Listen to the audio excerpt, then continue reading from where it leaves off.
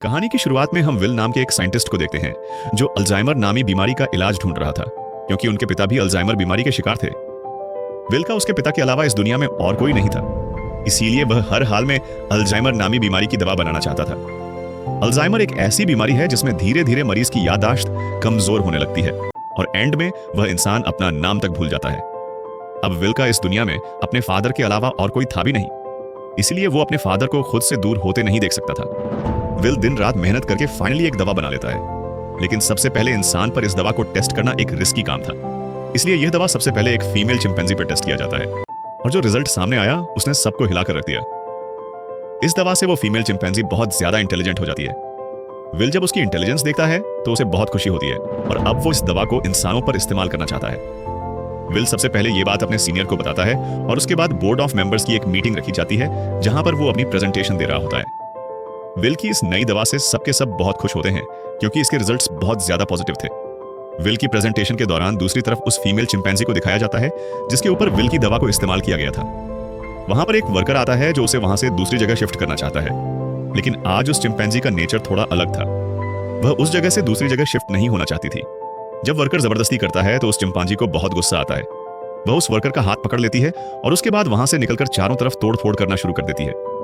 वो काबू से बाहर हो गई और उस जगह पहुंच जाती है जहां पर बोर्ड ऑफ मेंबर्स की मीटिंग चल रही होती है। यहां पर विल चाहकर भी उसे कंट्रोल नहीं कर पाता क्योंकि यह चिंपैंजी बहुत ज्यादा गुस्से में होती है, इसलिए इस चिंपैंजी को गोली मारनी पड़ती है, जिससे उस चिंपैंजी की मौके पर ही मौत हो गई। इस हादसे के बाद बोर्ड के मेंबर्स ने यह माना कि विल की दवा की वजह से यह चिंपैंजी अग्रेसिव हो गई थी और अब चिंपैंजी की मौत के साथ साथ विल का यह पूरा का पूरा एक्सपेरिमेंट भी पूरी तरह से खत्म हो गया है। बोर्ड के मेंबर्स ने लैब में रखे सारे चिंपैंजी को मारने का हुक्म दिया क्योंकि उन पर भी विल की बनाई हुई दवा का इस्तेमाल किया गया था। हालांकि विल अपने बॉस को कन्विंस करने की कोशिश करता है कि मेरी दवा में कोई प्रॉब्लम नहीं है, लेकिन उसका बॉस साफ साफ मना कर देता है। वह कहता है कि अगर तुम्हारी दवा में प्रॉब्लम नहीं होती तो वह चिंपैंजी इतना ज्यादा अग्रेसिव नहीं होती। विल की 5 सालों की एक्सपेरिमेंट अब जाया हो गई थी। वो अंदर लैब की तरफ जाता है, तभी उसके पास लैब का केयरटेकर आता है और उसे बताता है कि आपकी दवा में कोई भी प्रॉब्लम नहीं है। दरअसल चिंपैंजी आपकी दवा की वजह से अग्रेसिव नहीं हुई थी, बल्कि उसने उसी वक्त एक बच्चे को जन्म दिया था, जिस वजह से वह गुस्से में आ गई थी क्योंकि उसे वहां से शिफ्ट किया जा रहा था। और अब विल को पूरी बात समझ में आ जाती है। वो वर्कर उसे कहता है कि मैंने बॉस के कहने पर उन सारे चिंपैंजीज को मार दिया और उस बच्चे को नहीं मार पाया जो अभी अभी पैदा हुआ है। उसके बाद विल बिना किसी को बताए चुपके से उस बच्चे को अपने घर ले आता है जहां पर विल के फादर भी होते हैं। और यहां पर हमें दिखाया जाता है कि यह चिंपैंजी का बच्चा छोटा तो है, लेकिन उसका दिमाग इंसानों की तरह तेज है। बहुत जल्दी वह विल के पिता से घुल मिल जाता है और विल के पिता उसे नाम देते हैं सीजर। धीरे धीरे 3 साल बीत जाते हैं और अब वह चिंपैंजी का बच्चा है जिसका नाम सीजर है, वह बहुत ज्यादा स्मार्ट हो चुका है। वह पढ़ सकता है, गेम्स खेलता है और बिल्कुल इंसानों की तरह हर एक काम को करता है। बस वह सिर्फ एक चीज नहीं कर सकता और वो है इंसानों की तरह बोलना, पर वो इंसानों की बातचीत को अच्छी तरह से समझ सकता है। वहीं विल के पिता को दिखाया जाता है जिनकी अल्जाइमर बीमारी की वजह से दिमागी हालत काफी ज्यादा खराब हो चुकी है, यहां तक कि उनकी नर्स भी उनका ध्यान रखने से मना कर देती है। वो विल से कहती है कि तुम्हारे पिता को अब हॉस्पिटल की जरूरत है, घर पर उनका टेक केयर नहीं किया जा सकता। विल अपने पिता की हालत देखकर उसे बहुत दुख होता है और अगले दिन जब वो लैब में जाता है तो चुपके से उस दवा को लेकर आता है जो उसने सीजर की मॉम को और बाकी चिंपैंजीज को दी थी, और यह दफा उसने स्पेशली अपने पिता के अल्जाइमर बीमारी के लिए बनाई थी। वो जानता था कि उसके पिता का बचना अब नामुमकिन है, इसलिए वो यह रिस्क लेता है और अपने पिता को अल्जाइमर की वो दवा इंजेक्ट कर देता है। विल के पिता पहले इंसान होते हैं जिनके ऊपर इस अल्जाइमर की दवा को यूज किया जाता है। विल रात भर सो नहीं पाता क्योंकि उसे डर लगता है कि कहीं उसके पिता को कुछ हो ना जाए, और अगली सुबह विल देखता है कि उसके पिता पियानो बजा रहे हैं। वो पूरी तरह से ठीक हो चुके हैं। विल यह देखकर बहुत खुश होता है, यानी उसकी दवा ने उसके पिता को पूरी तरह से ठीक कर दिया है। वहीं हमें सीजर को दिखाया जाता है जो खिड़की से कुछ बच्चों को साइकिल चलाते हुए देखता है। सीजर का भी मन करता है कि वो भी उन बच्चों की तरह साइकिल चलाए, इसलिए वह पड़ोस के घर में चला जाता है, पर इस घर का मालिक बहुत ही खड़ूस इंसान था। वो सीजर को देख लेता है। अब वो सीजर को मारने के लिए बेसबॉल का बैट उठाकर उस पर हमला कर देता है, लेकिन उससे पहले कि वो उसे बुरी तरह से मारता, यहाँ पर विल और उसके पिता सीजर को बचा लेते हैं। विल पड़ोसी को समझाने की कोशिश करता है कि यह सिर्फ खेलने की कोशिश कर रहा था, इससे तुम्हें कोई खतरा नहीं है। पड़ोसी कहता है कि यह मेरे बच्चों को नुकसान पहुंचा सकता है और अगर यह बंदर का बच्चा दोबारा यहाँ पर आया तो मैं इसे मार दूंगा। यहाँ पर सीजर के पैर पर चोट लग गई होती है, इसलिए विल उसे डॉक्टर कैरोलिन के पास ले जाता है, और जब कैरोलिन उसका इलाज करती है तो उसे पता चलता है कि यह बहुत ज्यादा इंटेलिजेंट है क्योंकि सीजर विल से इशारों में बात कर रहा होता है। जल्द ही विल और डॉक्टर कैरोलिन की आपस में दोस्ती हो जाती है। कैरोलिन को सीजर बहुत पसंद आ जाता है इसलिए वो विल के घर आना शुरू कर देती है, जहां उसे पता चलता है कि सीजर हमेशा घर पर रहता है। उसे बाहर नहीं ले जाया जाता, इसीलिए सीजर हमेशा खिड़की से बाहर देखता रहता है। कैरोलिन विल से कहती है कि हमें उसे बाहर ले जाना चाहिए। विल को यह आइडिया पसंद आया और अगले दिन विल और कैरोलिन सीजर को पास के एक जंगल में ले गए जिसका नाम रेडवुड है। वह खूबसूरत जंगल सीजर के लिए किसी जन्नत से कम नहीं था। सीजर को यह जगह बहुत पसंद आई और इसी तरह से 2 साल और बीत जाते हैं। अब विल और कैरोलिन एक दूसरे के साथ रिलेशनशिप में आ चुके हैं। सीजर भी अब बड़ा हो चुका है और ये लोग हमेशा उस जंगल में आते हैं। एक दिन जब ये लोग रेडवुड जंगल में होते हैं तो वहां एक फैमिली आती है जिनके पास एक डॉग होता है जिसके गले में पट्टा बांधा गया होता है। वह डॉग सीजर पर भौंकने लग जाता है, जिसे देखकर सीजर बहुत ज्यादा मायूस हो जाता है। सीजर इसलिए मायूस नहीं होता कि डॉग ने उस पर भौंका, बल्कि वो डॉग के गले में पट्टा देख लेता है और पट्टा तो उसके गले में भी विल ने बांधा था। वह विल से इशारे में पूछता है, क्या मैं तुम्हारा कोई पालतू जानवर हूं? जिस पर विल जवाब देता है, नहीं तुम पालतू नहीं हो, तुम मेरे बेटे हो। पर सीजर अब समझदार हो चुका था। वह अपने बारे में जानना चाहता था कि वो कौन है और कहां से आया है। इसलिए विल सीजर को अपनी लैब के बाहर ले जाता है और बताता है कि तुम्हारी मॉम यहां पर थी। हमने उसके ऊपर एक दवा का इस्तेमाल किया था और उसी दवा की वजह से आज तुम इतने ज्यादा इंटेलिजेंट हो। अब सीजर को अपने बारे में सब कुछ पता चल चुका है। इसके बाद ये लोग घर आते हैं, जहां पर विल के पिता को दिखाया जाता है, जिनकी अल्जाइमर बीमारी अब वापस पहले जैसी हो चुकी है। वो चम्मच के उल्टे तरफ से खाना खाने लगा। विल समझ गया कि अब इस दवा ने उसके पिता के दिमाग पर असर करना छोड़ दिया है। इस बात से विल बहुत परेशान होता है और जब विल काम पर गया होता है तो विल के पिता का गाड़ी चलाने का मूड हो जाता है। लेकिन अल्जाइमर बीमारी की वजह से वह भूल चुके होते हैं कि गाड़ी को ड्राइव कैसे किया जाता है। जब वह कार स्टार्ट करता है तो उसे कार कंट्रोल नहीं हो पाती, इसलिए वो सीधा जाकर अपने पड़ोसी की गाड़ी को टक्कर मार देता है। पड़ोसी जब यह सब कुछ देखता है तो वह जल्दी से बाहर आ जाता है। ये वही पड़ोसी है जिसने कुछ साल पहले सीजर को मारा था और अब वह विल के पिता को कॉलर से पकड़कर गाड़ी से बाहर निकालता है, उन्हें मारने लगता है। तभी अचानक खिड़की से सीजर की नजर उन पर पड़ती है और जब वह देखता है कि उनका पड़ोसी विल के पिता को मार रहा है तो वह अपने आप को कंट्रोल नहीं कर पाता। वो बाहर आता है और उस पर हमला कर देता है। सीजर इतना गुस्से में आ गया होता है कि वह उस पड़ोसी की उंगली काट लेता है, जिसके बाद उनका पड़ोसी विल के चिंपैंजी सीजर पर कोर्ट में केस करता है। इसीलिए कोर्ट यह फैसला करती है कि अब सीजर को घर पर नहीं रखा जा सकता। तब यहाँ एनिमल कंट्रोल टीम आती है और वह सीजर को उस जगह ले जाते हैं जहां पर और भी चिंपैंजीज रहते हैं। सीजर को लगा कि वो यहाँ घूमने के लिए आया है, इसलिए वह एक्टिविटी हॉल को देखकर खुश था, लेकिन उसे पता नहीं था कि अब वो यहाँ हमेशा के लिए कैद रहने वाला है। सीजर जब विल को यहाँ से जाते देखता है तो वो उसके पास दौड़ कर आता है, लेकिन अब सीजर उस जगह में कैद हो चुका था। सीजर विल के पास आया और शीशे के दूसरी ओर से इशारे करने लगा कि मुझे भी अपने साथ ले चलो, लेकिन विल मजबूर है और वह कहता है कि तुम्हें अब यहीं पर रहना होगा। इस बात से सीजर को बहुत दुख होता है और विल उसे यहीं पर छोड़कर चला जाता है। दूसरी तरफ विल के पिता को दिखाया जाता है, जो एक बार फिर पूरी तरह से अल्जाइमर के शिकार हो चुके हैं और विल अब पहले से भी ज्यादा स्ट्रांग दवा बनाएगा ताकि वह अपने पिता की बीमारी को हमेशा के लिए ठीक कर दे। विल ये बात अपने बॉस को बताता है कि वह दवा जो मैंने पहले बनाई थी, मैंने अपने पिता के ऊपर इस्तेमाल की थी, वह पूरी तरह से ठीक हो गए थे, लेकिन ज्यादा वक्त तक नहीं। अब वह दोबारा से कमजोर हो रहे हैं, इसलिए अब मैं पहले से भी ज्यादा स्ट्रांग दवा बनाना चाहता हूं। तो उसका बॉस उसे इजाजत दे देता है। दूसरी तरफ सीजर को दिखाया जाता है, जो बहुत ही ज्यादा उदास था। उसे उम्मीद थी कि जल्द विल आकर उसे घर ले जाएगा। वो सामने की दीवार पर चौक से एक ड्राइंग बनाता है, जो कि उस खिड़की का नक्शा था जिससे वह अपने घर से बाहर देखा करता था। वो अपने घर को बहुत ज्यादा मिस कर रहा था। इधर विल दिन रात कड़ी मेहनत के बाद वह दवा बना लेता है। अब इस दवा को एक चिंपैंजी पर यूज करने की तैयारी की जाती है और जब दवा को उसकी बॉडी में इंजेक्ट किया जा रहा होता है तभी प्रेशर की वजह से एक पाइप निकल जाता है। वहां पर उनका एक वर्कर होता है जिसका नाम फ्रैंकलिन है। दवा की कुछ गैस उसकी नाक के अंदर चली जाती है क्योंकि उसने मास्क नहीं पहना होता। हालांकि उस वक्त उस पर गैस का कोई असर नहीं पड़ता और यह लोग उस चिंपैंजी के बॉडी में दवा इंजेक्ट कर लेते हैं, जिसके बाद वो चिंपैंजी बहुत ज्यादा इंटेलिजेंट हो जाता है, यानी कि उनकी यह दवा भी कामयाब हो गई। जिसके बाद विल और कैरोलिन सीजर से मिलने जाते हैं, जिसे बहुत ही छोटे पिंजरे के अंदर कैद किया गया होता है। यहाँ पर सीजर के हाथ में चोट भी लगी होती है, जिससे विल को बहुत गुस्सा आता है और वहां के गार्ड्स को धमकी देता है कि अगर तुमने इसके साथ कोई भी गलत सलूक किया तो मैं तुम्हारे इस जगह को बंद करवा दूंगा। विल के आने से सीजर बहुत खुश था, क्योंकि वह समझ रहा था कि विल आज उसे घर वापस ले जाएगा।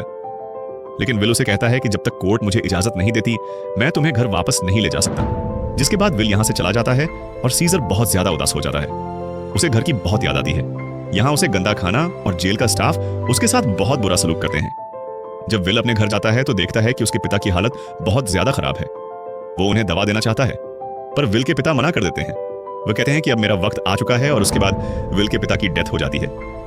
विल अपने पिता की डेथ से पूरी तरह से टूट जाता है और अब सीजर के अलावा उसका कोई भी नहीं है। वह उसे अपना बेटा मानता है इसलिए वो बहुत सारे पैसे लेकर उस जगह जाता है जहां पर सीजर को कैद किया गया है। वहां का जो हेड होता है विल, उसे बहुत सारे पैसे देता है और कहता है कि मैं सीजर को अपने साथ ले जाना चाहता हूं। उस जगह का हेड इतने सारे पैसे देखकर विल की बात मान जाता है। विल सीजर के पास आया और उसे अपने साथ चलने को कहा, लेकिन सीजर दरवाजा बंद कर देता है क्योंकि अब वह विल के साथ नहीं जाना चाहता। हालांकि सीजर को विल से बिछड़ने का दुख तो था, लेकिन अब वह किसी का पालतू बनकर जिंदगी नहीं गुजारना चाहता था। वो अपने साथ साथ उस जगह में बंद बाकी चिंपैंजीज को भी आजाद देखना चाहता था, जिसके बाद विल को लौटना पड़ता है। रात को उस जगह काम करने वाले एक लड़के के कुछ दोस्त यहाँ पर चिंपैंजीज को देखने के लिए आते हैं, और जब इनमें से एक लड़का सीजर के पास आता है तो सीजर उसे पकड़कर अपनी तरफ खींचता है और उसकी जेब से चाकू निकाल लेता है। उस चाकू से सीजर रात को अपने सेल का गेट खोल लेता है। उसके बाद वह सेल से निकलकर चुपके से छत के रास्ते से होते हुए सीधा विल के घर पहुंच जाता है, जहां पर उसे वो नई दवा मिल जाती है जो विल ने अल्जाइमर के नए पेशेंट्स के लिए बनाई थी। और अब इस दवा को लेकर वापस वो उसी जगह आ जाता है जहां पर बाकी चिंपैंजीज को कैद किया गया है, और वहां पर उस दवा को खोल देता है जिससे सारी की सारी गैस चिंपैंजीज इनहेल कर लेते हैं, जिसके बाद सब के सब चिंपैंजीज सीजर की तरह इंटेलिजेंट हो जाते हैं। उनके अंदर सोचने समझने की शक्ति आ जाती है, और सीजर का पहला मिशन भी यही था कि सब चिंपैंजीज मेरी तरह इंटेलिजेंट हो जाएं, तभी हम सब इस जगह से भाग पाएंगे, और वो ऐसा करने में कामयाब हो गया। लेकिन दूसरी तरफ फ्रैंकलिन, जिसका गलती से वो गैस नाक के जरिए अंदर चली गई थी, उसकी डेथ हो जाती है। इसका मतलब यह है कि यह दवा सिर्फ चिंपैंजीज पर असर करती है और इंसानों को यह दवा मार देती है। वहीं सीजर को दिखाया जाता है जो अब बाकी चिंपैंजीज के साथ उस जगह से भागना चाहता है, लेकिन तभी वहां का एक वर्कर जो सब चिंपैंजीज को बहुत टॉर्चर किया करता था, वो आ जाता है, और जब वह अपनी करंट वाली स्टिक से उन्हें करंट लगाने की कोशिश करता है तो सीजर उसका हाथ पकड़ लेता है। वो कहता है कि अपने गंदे हाथ मुझसे दूर रखो, और यहां पर पहली बार सीजर बोलता है नो। इसके बाद सीजर उसे पंच मारकर वहीं पर गिरा देता है और बाकी सब चिंपैंजीज को आजाद कर देता है। वो वर्कर उठकर एक बार फिर से अपनी इलेक्ट्रिक स्टिक लेकर उनकी तरफ बढ़ता है, लेकिन सीजर उस पर प्रेशर से पानी खोल देता है जिससे उसे करंट लगने से उसकी मौत हो जाती है। इसके बाद सीजर सब चिंपैंजीज को लेकर पास के एक जज में पहुंच जाता है। वो वहां के सभी चिंपैंजीज को आजाद करके अपनी टीम में शामिल कर लेता है, और अब ये सब के सब विल की लैब में पहुंच जाते हैं। वहां पर भी बहुत सारे चिंपैंजीज होते हैं, ये उन्हें भी आजाद कर देते हैं, और अब इन सबकी एक टीम बन चुकी है।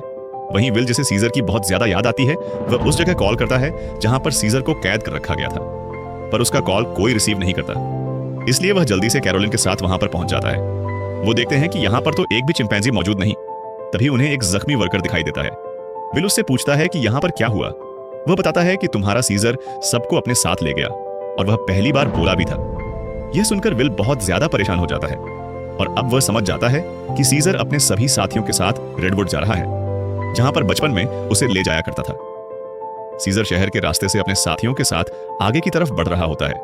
रास्ते में एक ब्रिज आता है जहां पर पुलिस उनका रास्ता रोक लेती है, और इसके बाद चिंपैंजीज और पुलिस के बीच में एक बहुत बड़ी फाइट होती है। हालांकि सीजर का मकसद इंसानों को चोट पहुंचाना नहीं था, बल्कि अपने चिंपैंजी भाइयों को आजाद करके उन्हें रेडवुड जंगल तक पहुंचाना था। उनके ऊपर हेलीकॉप्टर से हमला किया जाता है, और जब सीजर को नुकसान पहुंचने वाला होता है तो तभी वहां पर एक गोरिल्ला हेलीकॉप्टर के ऊपर कूद जाता है और हेलीकॉप्टर को क्रैश कर देता है, जिससे उसकी जान चली जाती है। और तभी वहां पर कोबा नामी चिंपैंजी आता है। कोबा वही चिंपैंजी है जिसकी बॉडी पर लैब में एक्सपेरिमेंट किया गया था, जो उस आदमी को मार देता है जो हेलीकॉप्टर से उन पर गोलियां चला रहा था। यहां जब एक गोरिल्ला पुलिस वाले को चीरने वाला था, तब सीजर उसे रोक लेता है, क्योंकि सीजर पुलिस वालों को रोकना चाहता था, उन्हें मारना नहीं। अब ये सब के सब ब्रिज को क्रॉस कर रेडवुड पार्क पहुंच जाते हैं, जहां पर विल भी कुछ देर में पहुंच जाता है। वो सीजर को आवाजें देने लगता है। इस दौरान एक दूसरा चिंपैंजी विल पर हमला करने वाला होता है कि तभी सीजर उसे रोकता है। विल सीजर से कहता है कि तुम मेरे साथ घर चलो, नाराजगी छोड़ दो, नहीं तो पुलिस तुम सबको मार देगी। सीजर विल को अपने गले लगाता है और उसके कान में कहता है कि अब यही मेरा घर है, और विल समझ जाता है कि सीजर को उसकी दुनिया मिल चुकी है, वह उसके साथ लौटकर नहीं आएगा। विल सीजर से कहता है ठीक है, ये तुम्हारी जिंदगी है, जी लो इसे।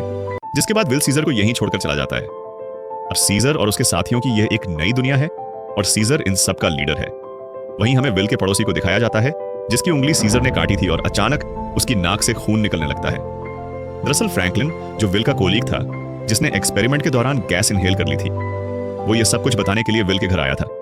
लेकिन विल घर पर ना होने की वजह से फ्रैंकलिन उसके पड़ोसी के पास गया। अचानक उसे खांसी आई, जिससे खून के छींटे उसके ऊपर गिर गए, और अब यह भी उस वायरस से इन्फेक्टेड है। दरअसल यह एक पायलट होता है जो कि इंटरनेशनल फ्लाइट्स उड़ाता है। इसका मतलब यह वायरस पूरी दुनिया में फैला देगा, जिससे पूरी दुनिया बदल जाएगी, और होता भी ऐसा ही है। इस मूवी का सेकंड पार्ट 2014 में आया था, जिसमें दिखाया जाता है कि वायरस को फैले हुए आज 10 साल हो चुके हैं। और दुनिया से इंसानों की बहुत बड़ी आबादी खत्म हो चुकी है। जहां एक तरफ इंसानों की आबादी कम हो रही थी, दूसरी तरफ चिंपैंजीज की जनरेशन बढ़ती जा रही थी। ये सभी उस जंगल में पूरी तरह से फैल चुके थे और वह सभी अब पहले से भी ज्यादा स्ट्रांग हो चुके थे।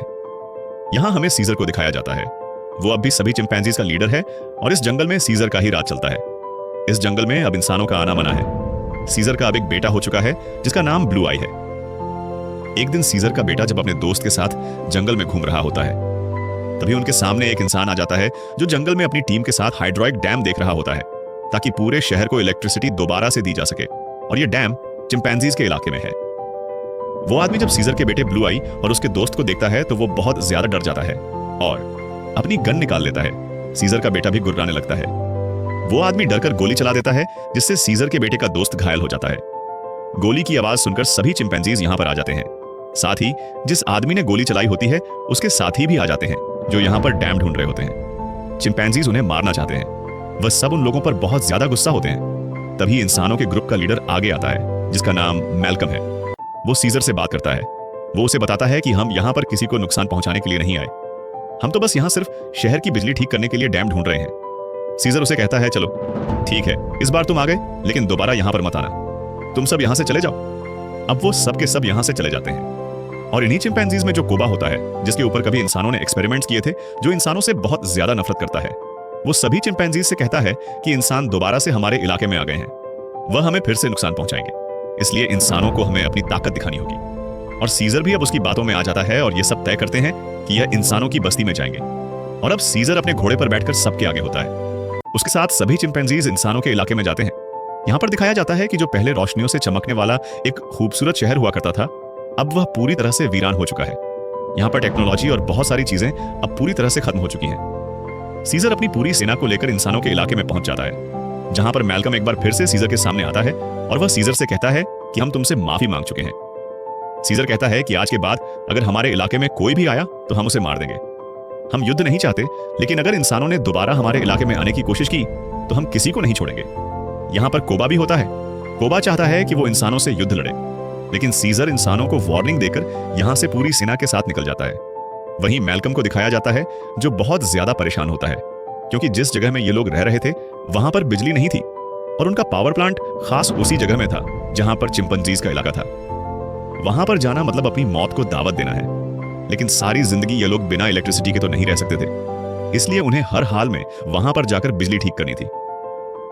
मैल्कम अपने सीनियर से कहता है कि हमें एक बार सीजर से बात करके देखना चाहिए, क्या पता वो हमारी तकलीफ को समझ ले। जिसके बाद मैल्कम अपनी फैमिली और एक ग्रुप लेकर वहां जंगल के बाहर पहुंच जाता है। मैल्कम जब सीजर को अपनी सारी सिचुएशन बताता है तो सीजर समझ जाता है, क्योंकि वो इंसानों के साथ रह चुका है।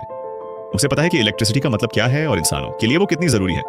सीजर कहता है, ठीक है, तुम लोग अंदर आ सकते हो, मगर एक शर्त पर तुम्हें सारे हथियार हमारे हवाले करने होंगे।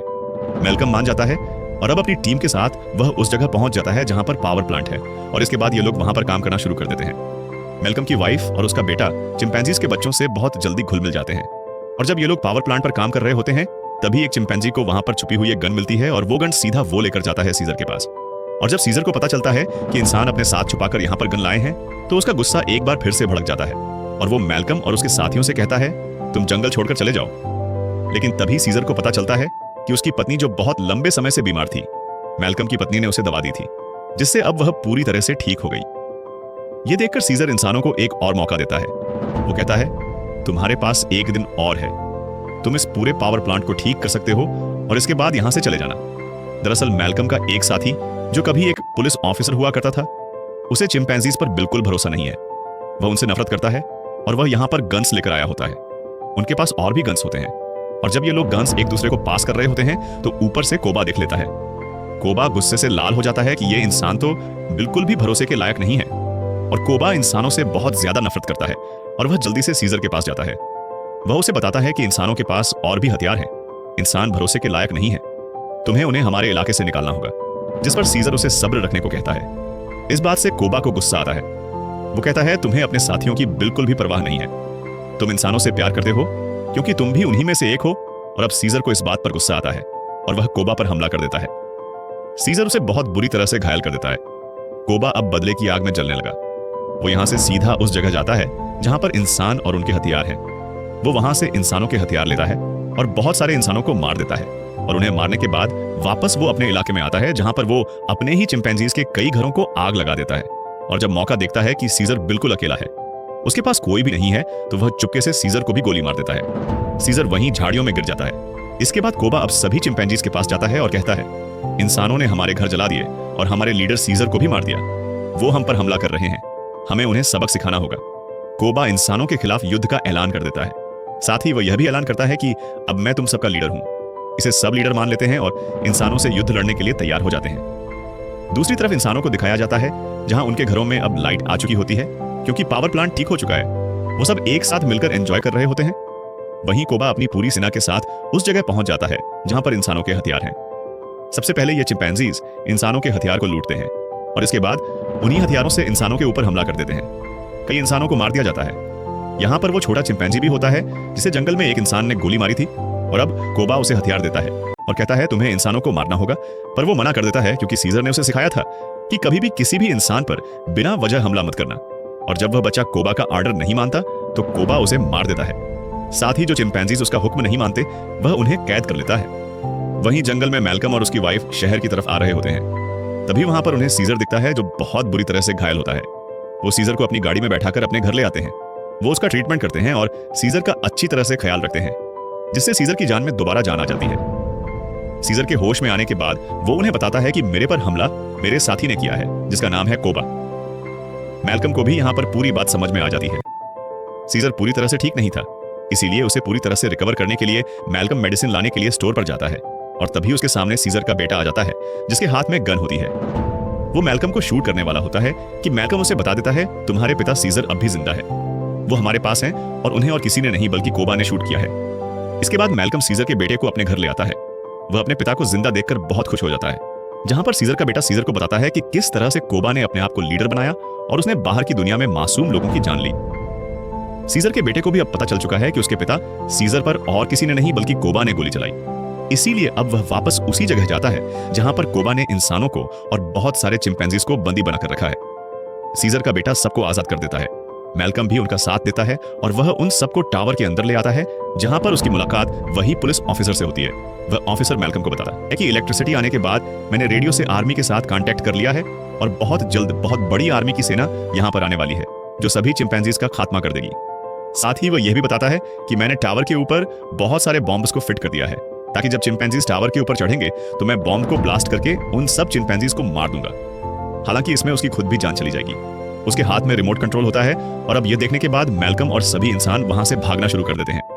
वहीं सीजर को दिखाया जाता है, जो अब यहां पर पहुंच चुका है। उसका सामना कोबा से होता है और कोबा और उसके बीच फाइट शुरू हो जाती है। सीजर को जिंदा देखकर बाकी चिंपैंजीज भी कोबा की गद्दारी को जान चुके हैं।